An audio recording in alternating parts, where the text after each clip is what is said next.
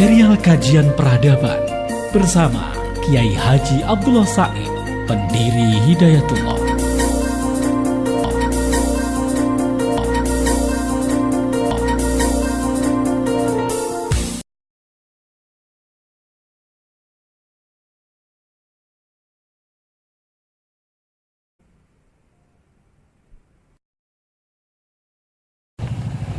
Asyhadu an la ilaha illallah wahdahu la syarikalah wa asyhadu anna Muhammadan abduhu wa rasuluh. Bapak, Ibu majelis yang berbahagia, berbahagialah kita bahwa atas izin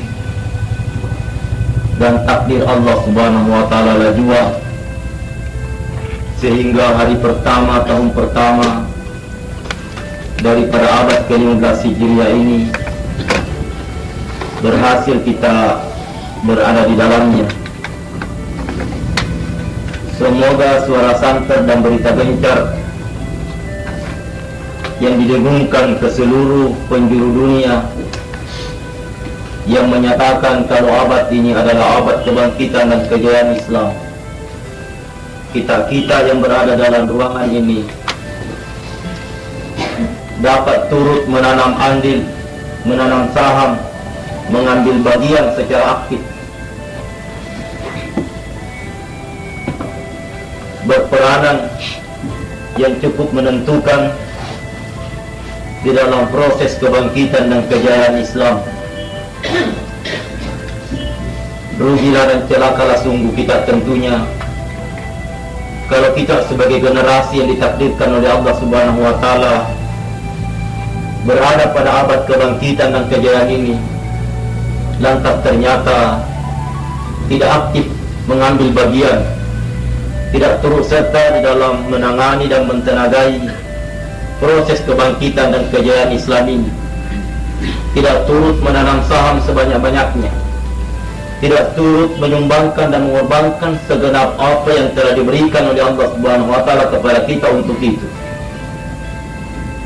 Maka wajarlah sungguh kalau pada hari ini kita berbincang-bincang, Bapak dan saudara-saudara, Ibu majelis yang berbahagia, apa kira-kira yang dapat kita sumbangkan, andil dan saham apa yang dapat kita tanam, supaya kita juga termasuk orang-orang yang tidak absen, yang tidak ketinggalan, yang tidak terdaftar, yang tidak dicatat oleh sejarah sebagai orang-orang yang turut membawa kebangkitan dan kejayaan Islam di abad 15 Hijriah ini. Untuk itu Bapak dan saudara-saudara, ada baiknya kita buka-buka lembaran sejarah secara singkat perjalanan umat Islam semenjak abad pertama Hijriah sampai abad ke-14 Hijriah yang baru kemarin kita tinggalkan, dan sekarang pada hari ini kita memulai abad ke-15 Hijriah itu. Kita lihat Rasulullah SAW sebagai pembawa risalah, pemangku amanah, membawa Islam ini. Mula-mulanya beliau terima dengan gemetar, malah ada kesan ketakutan sampai keringatan, lari minta diselimuti oleh istrinya Khadijah. Dan kemudian setelah dia ketahui bahwa yang datang itu adalah Jibril, yang dari nanti sudah menjadi nabi, menjadi rasul oleh Allah Subhanahu wa taala di Gua Hira, tempat beliau bersembunyi, tempat beliau bermukim, tempat beliau menantikan sesuatu jawaban yang diperlukan oleh masyarakat pada waktu itu selama 5 tahun lebih, selama sekitar 5 tahun. Setelah beliau tahu bahwa beliau telah dilantik menjadi nabi, beliau secara resmi sebagai rasul membawa risalah amanah yang diwahyukan oleh Allah Subhanahu wa taala kepadanya. Bertanyalah kita, Dan tidak habislah kita keheran-heranan Bapak dan saudara-saudara, sebab kenapa beliau ternyata di dalam menyiarkan wahyu itu pakai bisik-bisik, sembunyi-sembunyi apa segala, berkumpul-kumpul di rumah Darul Arkam bin Arkam, untuk kemudian Bapak dan saudara-saudara sahabatnya Abu Bakar As-Siddiq minta izin untuk meneriakkan ini di tengah umum, ditegak dan dinasihati oleh Rasulullah supaya jangan. Bukan beliau takut, bukan beliau pengecut, bukan beliau khawatir, bukan beliau tidak mau mati, bukan beliau tidak mau mengambil risiko, tapi ada sesuatu kekuatan, ada sesuatu persyaratan yang diperlukan di sana Bapak dan saudara-saudara, yang mutlak harus dimiliki, yang mutlak harus ada di dalam membawa Islam ini bangkit dan di dalam membawa Islam ini jaya. Pada waktu itu Bapak dan saudara-saudara, belum mantap, belum rapi apa yang dinamakan saf, belum mantap apa yang dinamakan jamaah, belum dipahami persis bagaimana mestinya, belum dimengerti betul bagaimana bentuknya jamaah dan saf yang ada harapan, yang memenuhi persyaratan untuk membawa Islam ini bangkit, untuk membawa Islam ini jaya. Untuk melihat keutuhan saf dan kerapian saf, kerapian jamaah, keutuhan jamaah ini Bapak dan saudara-saudara, bukan kayak menyusun organisasi bahwa begitu selesai anggaran dasarnya, begitu selesai anggaran rumah tangganya, rapat satu kali, lapor kepada penguasa, bikin cabang di sini, bikin cabang di sana, berarti saf sudah tersusun, berarti barisan sudah rapi, berarti jamaah sudah ada. Tidak demikian mudahnya Bapak dan saudara-saudara. Saf yang rapi, jamaah yang mantap perlu dites, perlu diuji, perlu dicoba dengan segala macam bentuk ujian, dengan segala macam bentuk cobaan. Ujian terakhir Bapak dan saudara-saudara, di dalam fase ujian terakhir ini, kita lihatlah dengan hijrah dari Mekah ke Madinah, meninggalkan kampung halaman, meninggalkan sanak famili, meninggalkan keluarga, sampai ada yang terpaksa di antara mereka meninggalkan orang tua mereka, meninggalkan ibunya, meninggalkan ayahnya, meninggalkan seluruh kemewahannya, karena tuntutan saf, tuntutan jamaah menghendaki dia harus hijrah. Kita kenal beliau seperti Mus'ab bin Umair. Sampai setelah berada di Madinah, dia pakai baju compang-camping, baju robek-robek, padahal beliau adalah anak dari orang yang kaya, jutawan, anak milioner di Mekah Bapak dan saudara-saudara. Sampai menetes air mata para sahabat, menetes air mata Rasulullah setelah beliau lewat di depan masjid dalam keadaan memakai baju compang-camping robek-robek. Padahal sementara beliau tahu persis bahwa kedua orang tua beliau ini di Mekah adalah milioner, adalah jutawan. Hal ini perlu dan mesti dilakukan Bapak dan saudara-saudara untuk menjajaki, untuk mengetes sejauh mana sebenarnya saat ini dapat dikatakan rapi dan jamaah ini dapat dikatakan mantap.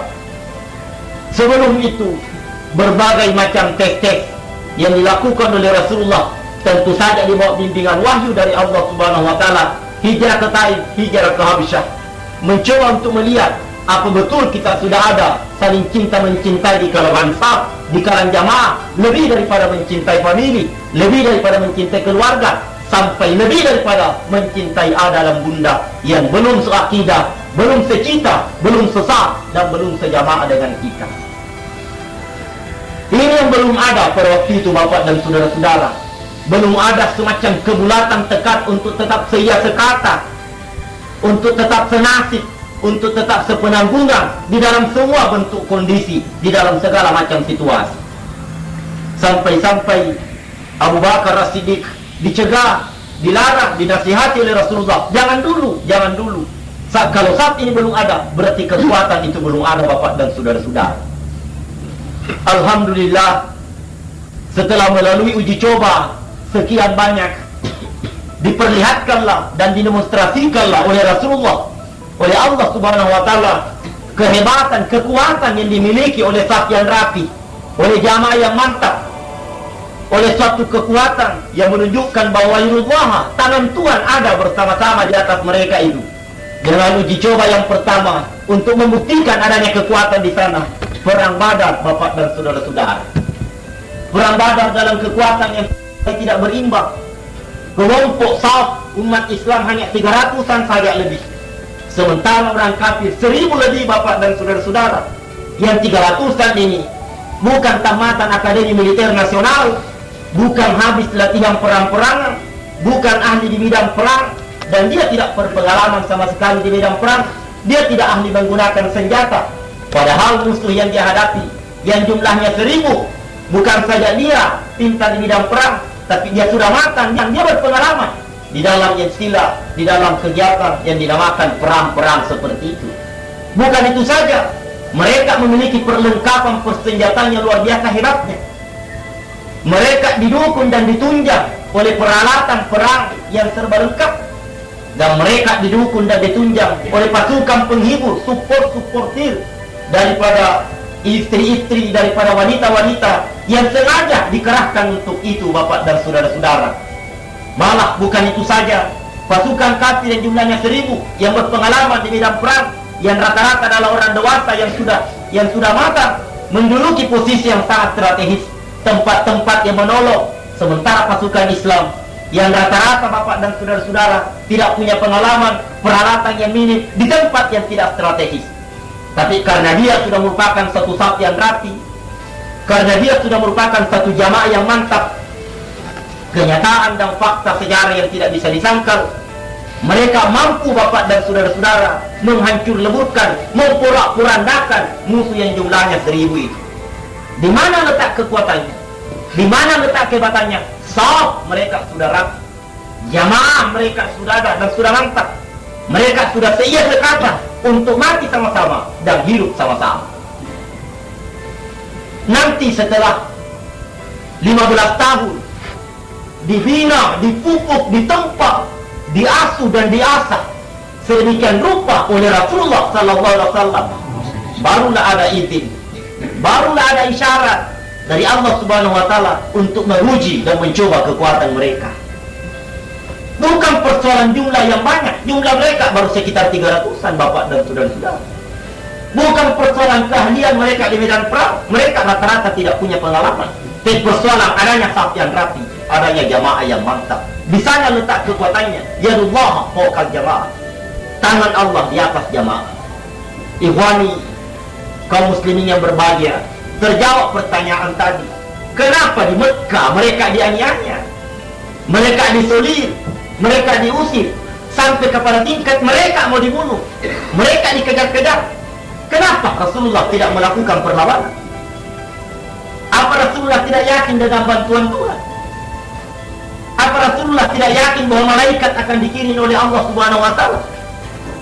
Apa Rasulullah tidak yakin bahwa dengan kekuatan yang sedikit itu tidak akan mampu menghadapi seluruh penganiayaan, seluruh perkosaan, seluruh bentuk tindak kekejaman yang diharapkan kepada kelompok mereka, kepada Rasulullah bersama dengan sahabat-sahabatnya? Bukan di sana masalahnya Bapak dan saudara-saudara, tapi tindak penganiayaan, proses pengusiran, proses pendiskreditan, proses ancaman, itu semua diperlukan di dalam mematangkan satu saf yang rapi, di dalam memantapkan satu barisan yang rapi, di dalam mematangkan satu jamaah yang memenuhi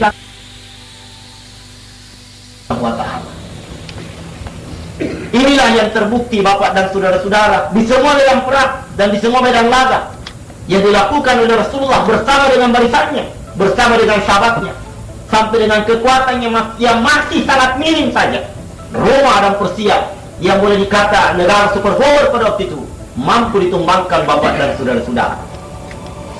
Kita teringat satu peristiwa di dalam satu perang Qadisiyah yang pada waktu itu Khalifah Umar bin Khattab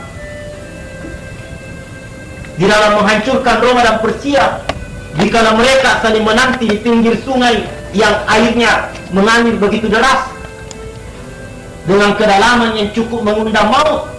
Mereka saling menanti, mereka saling menunggu, sebab tidak ada yang mau menyerang duluan dan tidak ada yang mau menyeberang, sebab pasti maut. Dikala itu saf yang rapi ini dicoba, datang komando, tidak peduli apa air akan menelan mereka karena ombak dan gelombang begitu besar, apa mereka akan hanyut menjadi maut seluruhnya, tidak jadi masalah. Begitu perintah datang, begitu harus dijawab dengan sami'na wa ta'na, yuktal aw yaglib, mati atau menang. Itu saja pendirian yang ada pada diri mereka. Kalau mereka tenggelam hanyut di bawah gelombang itu, berarti mereka syahid. Kemenangan yang hakiki yang sebenarnya menjadi idaman mereka semua. Dengan memejam mata bapak dan saudara-saudara, dengan menunggangi kuda, dia larikan itu kuda di atas air, sehingga tidak sempat bapak dan saudara-saudara musuh memperhatikan persis. Mereka hanya melihat bahwa bukan manusia yang kita lawan, malaikat, jin yang kita lawan, sehingga musuh lari porak-poranda, berantakan, tidak keruan. Disinilah kehebatannya kalau ada saf yang rapi bapak dan saudara-saudara. Tidak ada tawar-menawar. Disinilah letak kekuatannya jamaah yang mantap. Tidak ada komando dan tidak ada perintah yang ditawar. Tidak ada komando dan tidak ada perintah yang ditunda. Sehingga segalanya berjalan dengan baik di bawah bimbingan perlindungan Allah Subhanahu wa Ta'ala. Rupanya untuk membuktikan pula di dalam lanjutan sejarah ini bapak dan saudara-saudara, bahwa salah satu penyakit daripada satu saf yang rapi, salah satu penyakit daripada jamaah, yaitu harta, yaitu benda. Sebab setelah selesai perang Badar, hampir saja nyaris saja pasukan umat Islam pada waktu itu yang boleh dikata safnya sudah rapi, jamaahnya sudah mantap, nyaris berantakan bapak dan saudara-saudara, disebabkan oleh karena ganimah, disebabkan oleh karena al-anfal, disebabkan oleh karena harta rampasan. Setelah harta rampasan ini mau dibagi-bagi, masing-masing ngotot menuntut dan meminta hak yang lebih banyak. Masing-masing merasa punya jasa lebih banyak, sehingga masing-masing merasa harus mendapat jasa yang lebih banyak daripada yang lain. Orang Ansar merasa dirinya punya jasa, Muhajirin merasa dirinya punya jasa, pemegang bendera merasa dirinya punya jasa, pasukan terdepan merasa dirinya punya jasa, pasukan di belakang juga merasa punya jasa, golongan orang tua merasa punya jasa, golongan anak muda juga merasa punya jasa, dan masing-masing merasa punya jasa lebih banyak, sehingga masing-masing menuntut hak yang lebih banyak. Nyaris betul-betul mereka hancur pada waktu itu. Sampai-sampai Allah Subhanahu wa Ta'ala merasa perlu turun tangan dengan turunnya ayat yas'aluna kanil anfal kunil anfalu lillahi wa rasul. Kalau mereka mempersoalkan masalah harta rampasan, dikatakan yang berhak daripada Allah dan Rasulnya. Tidak ada yang berjasa di antara kamu. Kemenangan ini dicapai bukan karena kepintaranmu di dalam medan laga, bukan karena keberanianmu di dalam front, bukan karena kepintaranmu berperang, tapi karena bantuan Allah. Karena bantuan Allah. Sekali lagi, karena bantuan Allah, mereka dapat diselamatkan sebab Allah masih turun tangan untuk mengatasi perselisihan di antara mereka. Tapi ini sudah merupakan satu catatan sejarah bapak dan saudara-saudara, bahwa hati-hati dengan benda, hati-hati dengan harta. Saf yang langsung ditata, saf yang langsung dipimpin oleh Rasulullah Sallallahu Alaihi Wasallam sendiri, nyaris berantakan gara-gara pengaruh benda bapak dan saudara-saudara. Dan itulah sebabnya maka segera Allah menurunkan syariat, perintah ibadah puasa, perintah ibadah zakat, dalam rangka mengamankan kemungkinan-kemungkinan itu jangan sampai terjadi kembali. Di perang Hunain bapak dan saudara-saudara, nyaris juga umat Islam di sana berantakan. Sampai-sampai andai kata, bicara andai, dikala pasukan itu pada mundur akibat serangan musuh yang terlalu hebat, pasukan wanita yang biasanya dan sesungguhnya tugasnya hanya sekedar membawa air minum, membawa batang, tampil ke depan, mengambil alih bendera, mengambil alih senjata. Dia buang kendi-kendi, dia buang tempat air minum, diganti dengan senjata, diganti dengan bendera. Sempat pasukan Islam diselamatkan karena kegigihan pasukan wanita ini bapak ibu majelis yang berbahagia. Apa yang menyebabkan mereka hampir berantakan di perang Hunain? Karena tumbuh dan timbul rasa tabah, rasa ujub, rasa takabur di antara mereka. Karena jumlah mereka waktu itu puluhan ribu bapak dan saudara-saudara. Mereka berpikir kalau di perang Badar kita berjumlah 300-an saja, mampu melumat dan mampu menghabiskan dan mampu mengobrak-abrik musuh yang kekuatannya jauh lebih hebat. Apatah lagi kalau kita berjumlah 10.000 lebih. Padahal perlu diketahui di dalam jumlah 12.000 itu betul masih dipimpin oleh Rasulullah Sallallahu Alaihi Wasallam, tapi di dalamnya sudah ada infiltran, sudah ada Yahudi bapak dan saudara-saudara yang ikut serta dengan alasan, dengan dalih ikut membantu. Sudah ada orang-orang yang memang punya etikat tidak baik. Sudah ada yang ikut berperang hanya karena melihat jumlah banyak, dia yakin bahwa kita pasti menang, bukan didorong lagi oleh imam, bukan dimotivasi oleh rasa tanggung jawab. Sehingga di sanalah ada di antara mereka berkata, Allah pasti kita menang. Mereka lupa berdoa kepada Allah Subhanahu wa Ta'ala. Mereka tidak ingat lagi bermunajat kepada Allah untuk memohon dan meminta bantuan dari Tuhan. Langsung Allah ingatkan mereka, "Idz a'jabatkum kasratukum falam tughniya ankum syai'a." Kamu bangga, kamu takjub dengan jumlah kamu yang banyak, dengan persenjataanmu yang lengkap, dengan persiapanmu yang matang. Falam tughniya ankum syai'a. Semuanya itu akan tidak punya arti apa-apa tanpa bantuan Allah Subhanahu wa taala, tanpa restu dan rekomendasi Allah Subhanahu wa taala, tanpa dukungan dan reda dari Allah Subhanahu wa taala. Semuanya itu akan tidak punya arti apa-apa. Wa ma ramaita iz ramaita walakinna Allah rama. Bukan kamu yang memanah mereka dikala kamu memanah, walakinna Allah rama, tetapi Allah yang memanah mereka. Penajaman akidah kembali dilakukan oleh Allah secara langsung di sini lewat kasus perang Hunain, bapak dan saudara-saudara. Ketakaburan, ujub, lupa daratan, lupa Tuhan, tidak berdoa lagi, tidak bermunajat lagi, tidak memperhitungkan bantuan Tuhan sebagai satu kekuatan yang mutlak, yang esensial di dalam proses perjuangan ini. Bapak dan saudara-saudara, adalah sumber kelemahan, adalah sumber kehancuran. Barangkali dua peristiwa ini saja, apa yang terjadi di perang Badar yang menjadi rahasia kehebatan, dan apa kemudian yang terjadi pada waktu mereka membagi ghanimah, kemudian apa yang terjadi di perang Hunain, memadai untuk kita jadikan catatan di dalam membenahi diri, membawa Islam ini bangkit di abad ke-15 Hijriah. Lebih gamblang ini fakta selanjutnya.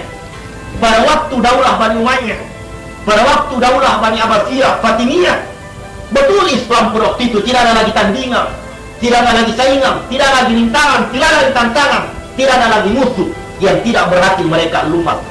Di sanalah mereka mabuk, di sanalah mereka hanyut dengan kebenaran bapak dan saudara-saudara. Betul, berbagai macam gedung yang mentren, yang megah, mereka bangun di sana sini. Tapi di sana akidah mulai luntur, di sana iman mulai hancur, di sana sah bapak dan saudara-saudara mulai tidak rapi, di sana jamaah mulai tidak tersusun baik, sehingga di sanalah sebenarnya kelemahan mulai terjadi. Di sanalah kelemahan mulai timbul, sehingga begitu mereka mendapat serangan dari musuh-musuh mereka, satu demi satu mereka dicaplok, mereka dikuasai. Bayangkan, Spanyol yang pernah dikuasai oleh umat Islam ratusan tahun, mereka dengan mudah dapat digila bapak dan saudara-saudara oleh pasukan Kristen, oleh pasukan Salib. Apa sebab? Karena mereka sudah mabuk dengan harta. Iman dan akidah mereka sudah luntur, saf mereka sudah tidak rapi, sehingga di abad ke-14 Hijriah boleh dikata 7 abad terakhir seluruh negara yang ditempati umat Islam dijajah oleh negara-negara kolonialis, oleh negara-negara imperialis. Tidak satu pun di antara mereka yang lepas dan selamat daripada cengkeraman penjajahan ini. Syukurlah.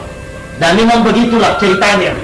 Kalau umat Islam itu kepepet, kalau umat Islam itu tertindas, kalau umat Islam itu ketindih, baru mereka sadar lagi dengan Tuhan. Baru mereka sadar kembali akan bantuan Allah Subhanahu wa taala, akan kelemahan mereka dan akan kekuasaan Allah Subhanahu wa taala. Mulailah bermunculan tokoh-tokoh, mulailah didengar suara-suara kebangkitan, mulailah gencar ditiup-tiupkan api perlawanan untuk melepaskan diri daripada penjajahan. Alhamdulillah, memang di ujung abad ke-14 Hijriah ini boleh dikata negara-negara yang penduduknya mayoritas umat Islam berhasil melepaskan diri mereka daripada penjajahan. Tetapi apa sudah merdeka di sana? Apa umat Islam kembali memiliki kekuatan yang pernah hilang, yang pernah dimiliki oleh Rasulullah SAW? Tidak. Sebab betul menjelang abad ke-15 Hijriah ini, betul kita sudah bebas, betul kita sudah merdeka. Indonesia tidak dijajah lagi oleh Belanda, oleh Jepang. Malaysia tidak dijajah lagi oleh negara imperialis. Demikian juga Aljazair, demikian juga negara-negara yang lain. Mereka tidak dijajah lagi. Tetapi kemudian timbul penjajahan baru bapak dan saudara-saudara. Penjajahan yang betul-betul mengerikan. Penjajahan yang memang dikhawatirkan oleh Rasulullah SAW. Penjajahan benda, penjajahan materi, penjajahan tidak dalam bentuk bayonet, penjajahan tidak dalam bentuk senjata. Kalau penjajahan itu dalam bentuk senjata, dalam bentuk bayonet, kita akan mampu hadapi juga dengan kegigihan, dengan sikap yuktal awliya beli, dengan pendirian mati atau mana. Tapi kalau penjajahan itu Bapak dan saudara dalam benda yang memang sudah disyaratkan oleh Tuhan setelah selesai perang Badar, bahwa kalau sampai benda menjadi daya tarik yang hebat dalam dirimu, di sana akidah dan iman kita akan tidak punya peranan apa-apa. Di sana lafaz yang rapi akan susah disusun Bapak dan saudara-saudara. Kalau kita sudah mulai tertarik kepada benda, di sana lafaz tambah susah untuk ditertibkan. Di sana warga susah untuk diatur. Sebab kita sudah dijajah oleh benda, kita sudah dijajah oleh materi, kita sudah diperbudak oleh uang Bapak dan saudara-saudara.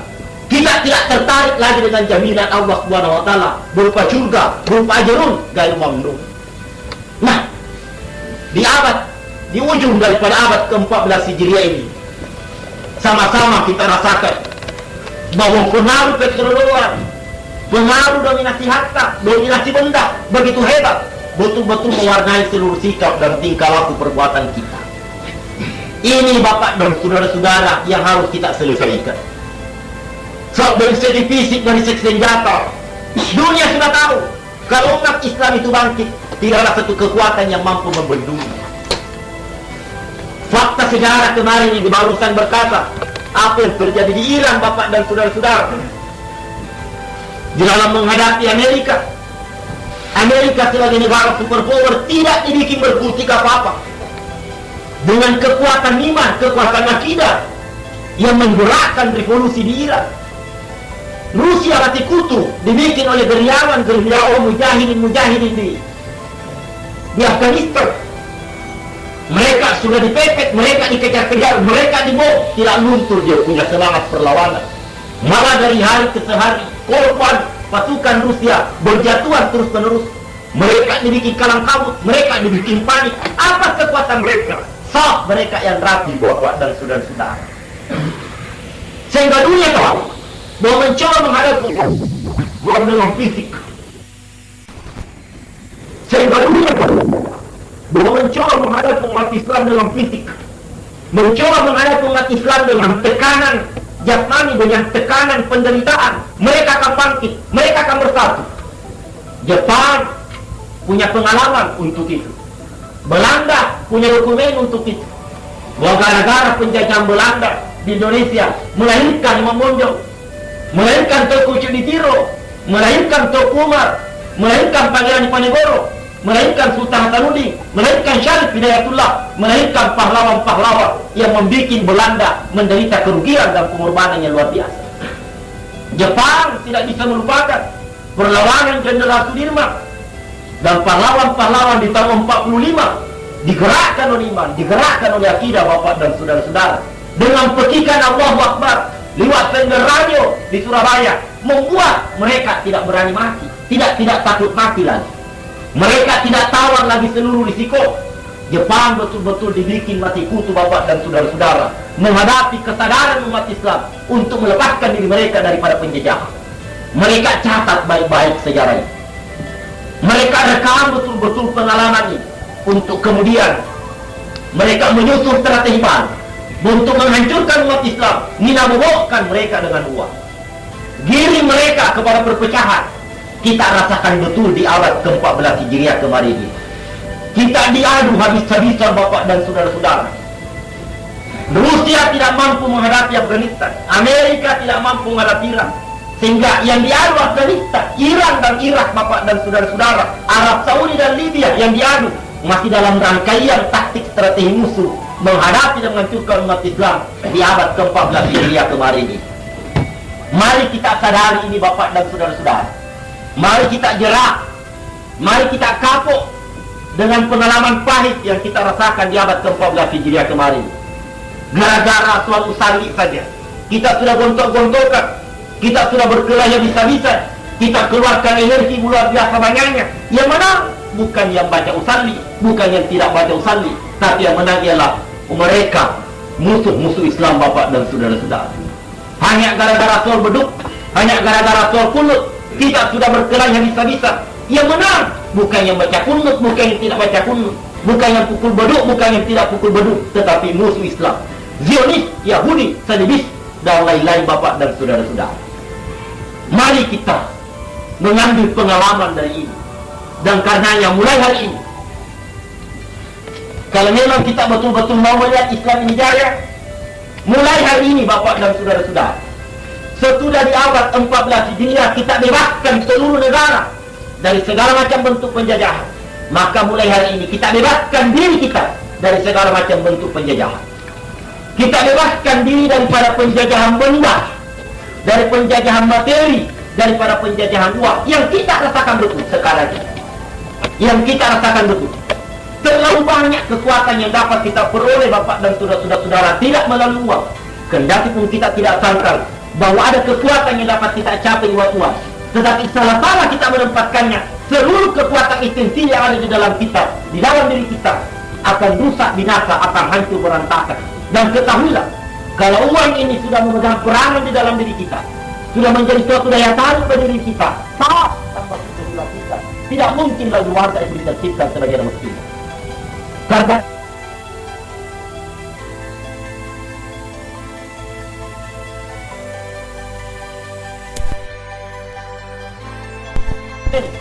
ada satu komponen, ada satu unsur yang tidak boleh dilupakan di dalam membawa Islam ini bangkit jaya. Apa yang dinamakan Baitul Mal, tempat menyimpan harta Bapak dan saudara-saudara. Kalau disimpan di rumah, ada perasaan Madinah yang menternya mereka miliki. Baju para sahabat Rasulullah adalah baju merah. Sebagian di antaranya malah ditambal Bapak dan saudara-saudara. Malah kadang-kadang dapur mereka tidak beratap. Tapi apa mereka menjadi pengemis? Apa mereka loyo? Apa mereka merengek-rengek minta dikasihani dengan caranya begitu? Tidak Bapak dan saudara-saudara. Mereka tidak punya materi apa-apa, tapi merasa mereka tidak dipunyai oleh siapa-siapa. Mulai daripada Allah Subhanahu wa Ta'ala. Ada kekuatan yang tumbuh di sana. Sebab benda tidak berhasil mewarnai pikirannya. Benda tidak berhasil mendominir dalam pikirannya. Sehingga mereka langsung kontak dengan Allah Subhanahu wa Ta'ala. Mereka merasa kaya dengan munajatnya kepada Tuhan. Mereka merasa kuat dengan doanya kepada Tuhan. Mereka merasa mampu dengan keyakinannya kepada Tuhan. Bapak dan saudara-saudara, sementara kalau uang itu sudah meracuni otak kita, di sanalah kita diperbudak oleh uang. Di sanalah kita bisa dibeli. Di sanalah kita bisa digadaikan. Di sanalah kita bisa ditawar-tawarkan. Di sanalah bisa kita dibius. Di sanalah kita bisa dihancurkan. Dengan uang itu, dengan benda itu Bapak dan saudara-saudara. Ini diketahui persis oleh musuh. Maka di negara-negara di mana umat Islam itu akan bangkit, di sana dilempar uang sedemikian rupa banyaknya. Lihat Arab Saudi Bapak dan saudara-saudara dengan petrodolar. Lihat Iran. Untunglah bahwa umat Islam di Iran tadinya di zaman kekuasaan Syah Iran, umat Islam hampir tidak diberikan kesempatan untuk memiliki harta yang sebanyak mestinya. Sehingga rasa keyakinannya akan bantuan Tuhan masih utuh. Tapi mari kita hati-hati Bapak dan saudara. Di negara kita ini, di saat peluang untuk mendapatkan uang sebenarnya dan kelihatannya terbuka, kalau tidak segera kita wujudkan Baitul Mal, kita pun akan jadi korban daripada keganasan. Keganasan, saya ulang sekali lagi, keganasan daripada benda dan uang ini menggerogoti dan melunturkan iman dan akidah kita. Dengan Baitul Mal, sekali lagi dengan Baitul Mal yang akan kita fungsikan di tempat kita masing-masing. Insya Allah kemungkinan untuk kita dikuasai oleh harta, kemungkinan untuk kita diracuni oleh harta sudah dapat kita amankan dan sudah dapat kita selamatkan diri. Mari kita memasang niat. Mari kita menjadikan semacam satu tekad menandai hari pertama di abad ke-15 Hijriah ini untuk mengorak langkah, mencoba menyusun saf yang rapi, mencoba menertibkan diri kita dengan adanya Baitul Mal, dengan adanya Baitul Mal sebagai satu proklamasi untuk tidak mau dijaga lagi oleh benda, untuk tidak mau dijaga lagi oleh materi. Sehingga insya Allah seluruh gerak yang kita lakukan motifnya bukan lagi uang, motifnya bukan lagi benda, motifnya bukan lagi materi. Di sanalah ada kemungkinan motif seluruh gerak kita adalah karena Allah Subhanahu wa Ta'ala. Bukankah Bapak dan saudara-saudara, akibat daripada dominasi benda, akibat daripada pengaruh harta ini, hampir semua gerak kita dimotivasi oleh uang. Hampir semua kegiatan kita didorong oleh interest kepentingan untuk mencapai uang. Kadang-kadang kita berdakwah, kadang-kadang kita berceramah, Jujur kita mengaku. Kadang-kadang juga tendensiusnya adalah untuk mendapatkan uang amplop, bapak dan saudara-saudara. Saking hebatnya, saking kejamnya uang ini, sampai melaksanakan jihad pun motifnya adalah uang. Tanya orang-orang yang katanya memperjuangkan Islam, apakah lewat organisasi sosial, apakah lewat partai politik, apakah di forum parlemen, apakah di forum medan laga. Tanya bapak dan saudara-saudara, besar kemungkinan bahwa itu juga motifnya adalah uang, bapak dan saudara-saudara. Yang mengurus agama, apakah namanya pegawai urusan agama, apakah namanya pegawai tidak pegawai swasta, bapak dan saudara, yang juga mengurus agama, bukan tidak mustahil, kemungkinan besar juga motifnya adalah uang. Sehingga kelihatan banyak kejadian dapat kita katakan dalam banyak kenyataan, sekian banyak pekerjaan agama terbengkalai gara-gara tidak ada uang ujungnya. Sering orang tidak pergi ceramah karena tidak ada uang amplop. Sering ada dakwah gagal gara-gara tidak ada sedekah yang bisa disediakan untuk biaya mubalik. Sering bapak dan saudara masjid terbengkalai, bangunan tidak jadi karena orang kaya tidak ada yang mengeluarkan uangnya. Karena pengaruh dominasi daripada uang ini, bapak dan saudara-saudara. Di sanalah kita tidak tertarik dengan janji Allah, dengan jaminan Allah yang lebih tinggi daripada uang. Apa sebab? Sebab uang terlanjur tercokol. Karena uang terlanjur diformasikan dalam posisi yang memegang dominasi terhadap hidup dan kehidupan kita. Mari kita coba-coba singkirkan dia. Mari kita geser dia dari posisinya yang begitu menentukan ke Baitul Mal. Biarlah Baitul Mal milik kita bersama. Apa yang menjadi kebutuhan kita yang penting demi untuk kejayaan Islam ini, ambil di Baitul Mal. Dua prosedur yang akan diatur oleh jamaah kita, bapak dan saudara-saudara. Kalau sifatnya keuntungan pribadi dan tidak terpenting, sekedar untuk membeli kursi, apa gunanya, bapak dan saudara-saudara? Kalau uang itu nyata-nyata bisa dimakan oleh manusia yang sebentar mendarat, kenapa mesti dibelikan kursi? Apa bukan penyelewengan? Apa bukan pengkhianatan namanya? Kalau sebentar anak yatim tidak pakai baju, diberikan bedak, diberikan dengan rambut, apa bukan ini pengkhianatan, bapak dan saudara? Mana yang lebih penting, mengisi perut anak yatim yang kosong daripada membedaki pipi yang tidak apa-apa?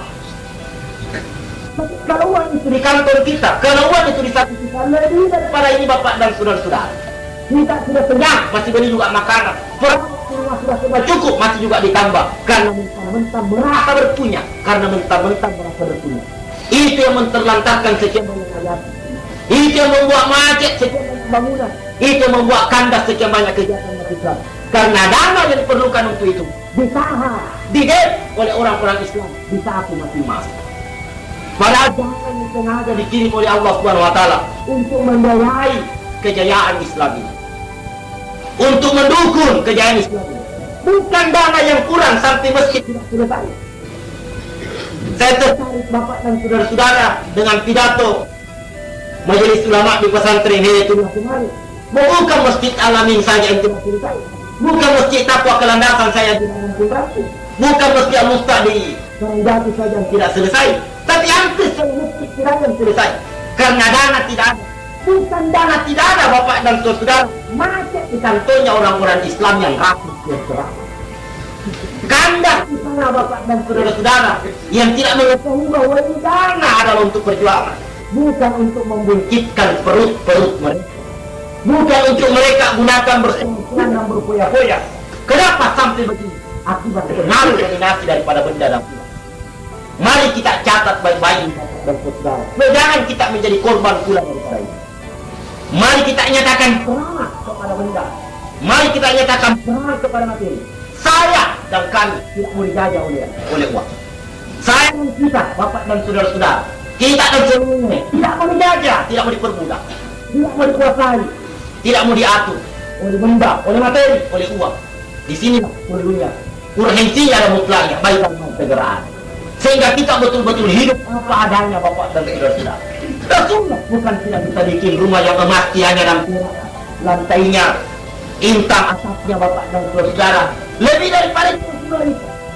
Jangankan emas tiangnya, perak lantainya, intang atapnya. Betis manusia menjadikan tiang ada, bapak dan saudara-saudara.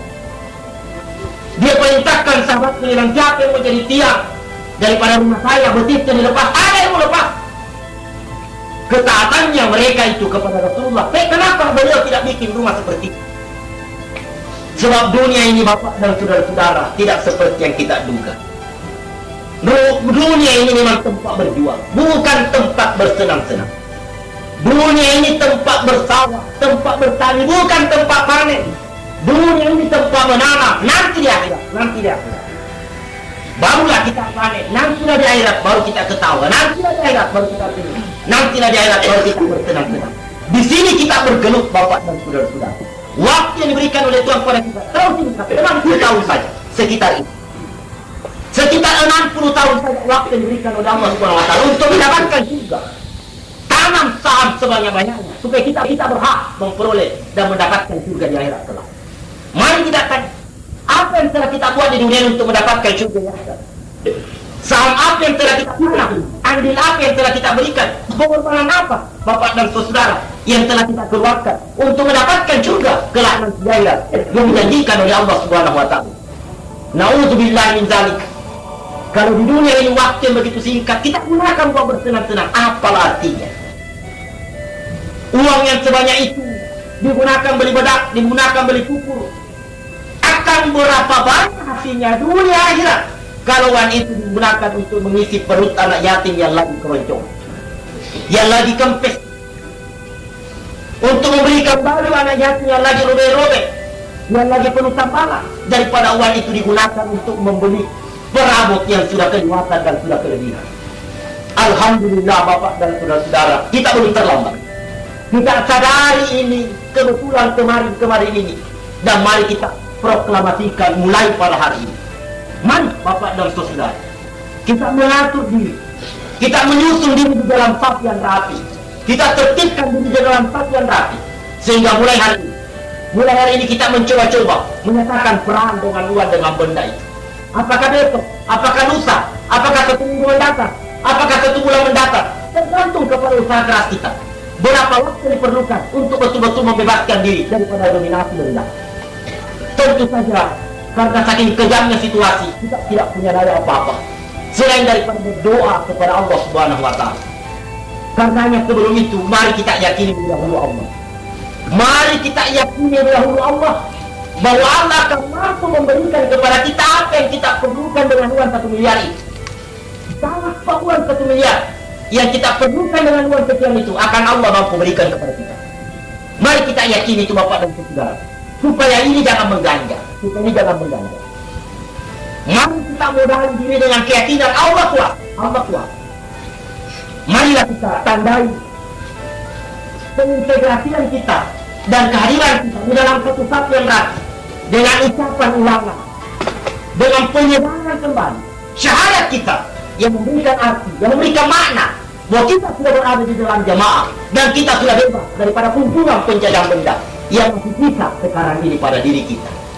Semoga tekad ini bapak dan saudara-saudara, semoga pendirian ini, ibu-ibu yang kadang-kadang juga menjadi rintangan dan menjadi halangan, mari kita tandai bahwa istri yang menjadi musuh, istri yang akan mengiring kita ke neraka, ialah istri yang tidak menolong kita di dalam hal-hal yang seperti ini.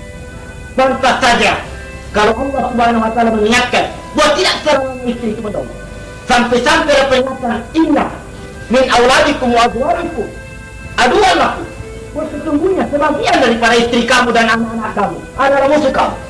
Kalau sudah ada gairah dan keinginan bapak dan saudara-saudara membebaskan diri daripada perbudakan benda, perbudakan materi, kita terhalang gara-gara istri. Kita tersendak-sendak gara-gara istri. Kita tidak jadi maju gara-gara istri. Istri yang seperti ini yang dikatakan oleh Allah, aduan aku adalah musuh kamu. Mari kita berdoa kepada Allah Subhanahu wa Ta'ala. Mudah-mudahan istri kita juga diberikan petunjuk. Dan marilah kita gini, marilah kita bujuk, mari kita antar, mari kita usahakan, dan mari kita dukung dengan doa munajat kepada Allah. Mudah-mudahan istri kita dapat merasakan apa yang kita rasakan, dapat memiliki apa yang kita miliki, dapat juga mempunyai tekad sebagaimana tekad kita bahwa mulai 1 Muharram ini, kalau memang kita mau melihat Islam ini jangan di abad ini, harus kita tandai kita harus merdeka dari perbudakan benda. Senjata musuh sekarang tinggal ini satu-satunya, mempermudah umat Islam dengan dominasi benda. Mereka tidak berani menghadapi kita senjata. Orde Lama punya pengalaman yang cukup menghadapi umat Islam dengan senjata. Dia akan bangkit Bapak dan saudara-saudara. Dia akan bangkit. Dia akan tinggalkan sekolahnya kalau dia anak sekolah. Dia akan tinggalkan kuliahnya kalau dia mahasiswa. Dia akan tinggalkan kantornya kalau dia pegawai untuk menghadapi PKI yang mengangkat senjata pada waktu itu di Orde Lama Bapak dan saudara. Untuk menghadapi penguasa pada waktu itu yang nyata-nyata menyatakan perang kepada umat Islam. Orde Lama punya pengalaman yang sangat berharga. Umat Islam jangan dicoba-coba dihadapi dengan fisik. Jepang punya pengalaman begini, Belanda punya pengalaman, Rusia punya pengalaman, Amerika punya pengalaman, Inggris punya pengalaman. Menghadapi umat Islam fisik, mereka akan bangkit. Mereka akan tandang selagi laki-laki dengan penuh kejantanannya. Tidak ada musuh akan ditawar. Mereka sudah tahu persis. Tapi umat Islam akan mati kutu kalau diharapkan dengan uang. Hukum dunia, wakarahiyatul maut, itu adalah sumber kelemahan umat Islam. Kalau umat sudah mulai cinta kepada uang dan sudah mulai takut kepada risiko, digetak saja sedikit sudah terpencing-pencing. Ditawarkan saja uang sedikit sudah mati kutu. Nah, di sana umat Islam akan jadi budak betul-betul. Di sanalah kita akan tidak punya daya apa-apa. Di sanalah kita akan kayak kerbau dicucuk hidung Bapak dan saudara. Disuruh ngomong gini, kita ngomong gitu. Disuruh teriak gini, kita teriak gitu. Sebab kita memang tidak lebih daripada kerbau dicucuk hidung yang diberikan rumput pagi dan sore. Senanglah kita karena kegemukan. Padahal gemuk kerbau Bapak dan saudara-saudara. Kalau memang kita sadari hal ini, kalau memang kita membuktikan bahwa Islam ini jaya bangkit di abad ke-16 Hijriah, mari kita pasang kuda-kuda. Mari kita pasang strategi. Kita tidak boleh jajah oleh benda.